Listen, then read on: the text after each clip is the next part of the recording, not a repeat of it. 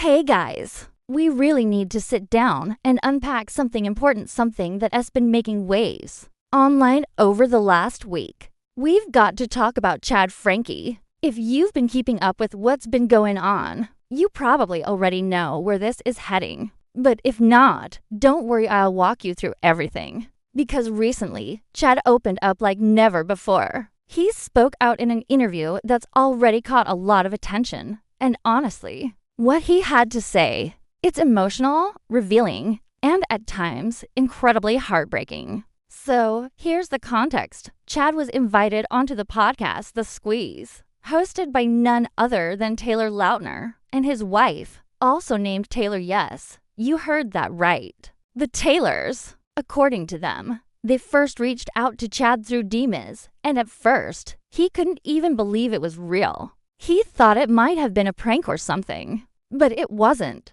The couple genuinely wanted to hear his story, to create space for his voice, and they invited him to speak openly on their show. Now, if you're not familiar or need a bit of a refresher, Chad is one of the older children from the infamous 8 Passengers YouTube channel. This was a family vlog channel managed and spearheaded by Franke, Chad's mother. The channel was once popular for showcasing everyday life in a large Mormon family. But as time passed, more and more viewers started raising red flags about how the kids were being treated. Many people were deeply concerned about the parenting style showcased, which often came across as excessively harsh and, in some cases, emotionally abusive. Things came to a boiling point when Franke was arrested at an event that completely shook the internet and led to one of the most disturbing and talked about criminal cases ever involving a YouTube family. Ruby was arrested alongside Jody Hildebrandt, a woman she worked closely with. The two had been running a parenting advice group known as Connections, which many have since compared to a cult-like organization due to its manipulative and controlling practices. Since the arrest, a massive spotlight has been cast on the Franke family. We've seen endless coverage in the news, on social media, and even in documentaries. Ruby's husband, Kevin, and their oldest daughter, Shari, have also participated in public conversations about the family, including a major documentary that tackled their experiences. Shari, especially, has become an advocate for protecting children of influencers using her voice to push for real change to prevent other kids from going through what she and her siblings endured. But this podcast interview with Chad, this was different. It was raw. It was intimate. And it was the first time we really heard Chad open up to this extent. He didn't hold back. One of the most revealing moments was when he talked about the specific incident that sparked Ruby's downfall. According to Chad, everything really took a turn when Ruby posted a now infamous video. In that clip, Chad, visibly uncomfortable, confessed on camera that he hadn't been allowed to sleep in a bed for the past 7 months. Instead, he'd been sleeping on a beanbag chair. That clip exploded online, and people were absolutely horrified. Chad recalled the aftermath vividly. He said that the day that video went live was the day everything started falling apart for Ruby. He said, and I quote, "That day was the day she got canceled. Like immediate backlash.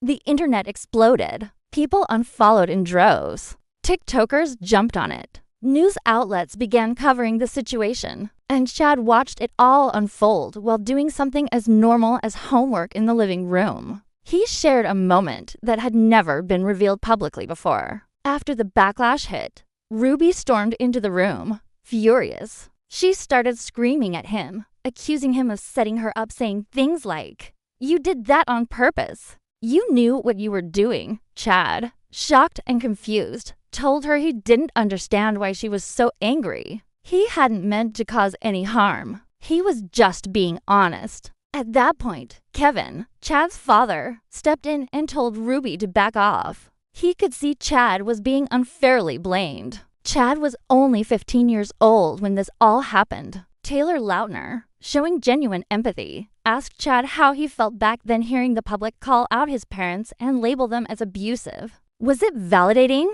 Or did he feel the need to defend them? Chad's answer was powerful. At the time, he admitted he was still under the influence of both his mother and Jody Hildebrandt. Jody was acting as his therapist, and he fully trusted her. He believed everything she said, and by extension, he believed his mom too. So when the criticism started pouring in, his first thought wasn't about justice or right and wrong. It was fear of financial loss. He knew how much money the family was earning from YouTube, and he worried that the views would drop, sponsorships would dry up, and the income would disappear. And when Taylor asked if he felt guilty, Chad said no, not guilt, exactly because he never intended to hurt them financially. He didn't confess about the beanbag chair to sabotage anyone, but he was deeply anxious about the consequences it would have on the family's livelihood.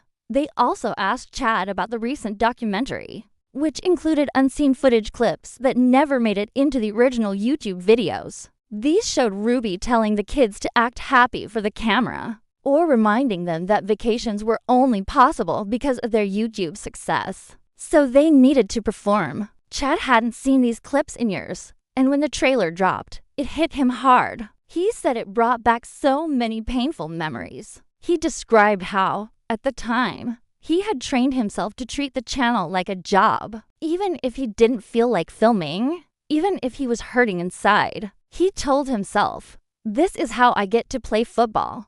This is how we can afford vacations. Just say what they want you to say." That mindset, that transactional way of thinking was how he survived. Later in the interview, Chad talked about reconnecting with Ruby after her arrest. He said when they first spoke, she was still locked into her old way of thinking. He tried to appeal to her spiritually, telling her that Jesus wouldn't approve of what she had done. And for the first time, someone was finally challenging her worldview. A few days later, she called him again this time, crying uncontrollably. Chad said she couldn't even get her words out. She was just sobbing, overwhelmed with guilt.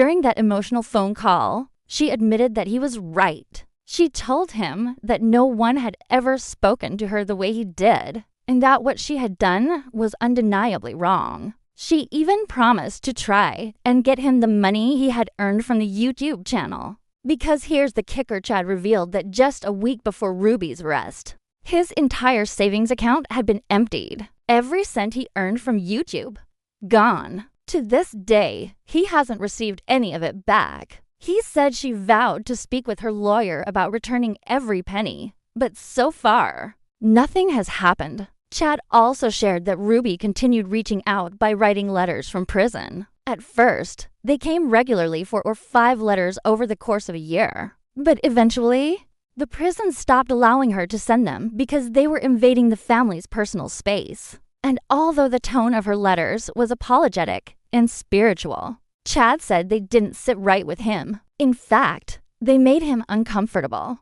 He explained that Ruby used God and religion as tools of control. She had, in his words, weaponized spirituality, twisting it into something oppressive. So now, whenever she brings up God, it doesn't feel sacred or healing. It feels tainted. He said he's trying to rebuild his faith, but it has to be completely separate from what she taught him.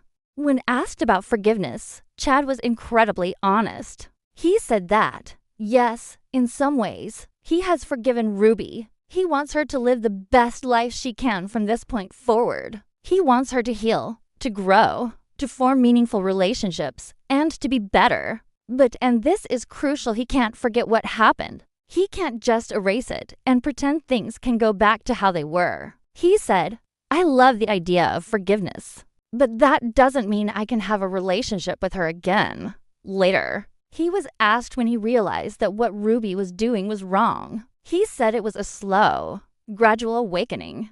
At first, he was still on her side. He believed her explanations. Even when she talked about saving the kids from demons, he was fully immersed in that distorted spiritual narrative. Detoxing from it wasn't easy. But what helped? Surprisingly, it was social media. Even though social media isn't always a great source for truth, some of the videos people made rewatching old 8 Passengers clips helped Chad see things more clearly. Watching them with a new perspective made him realize, yeah, that wasn't okay. That was messed up.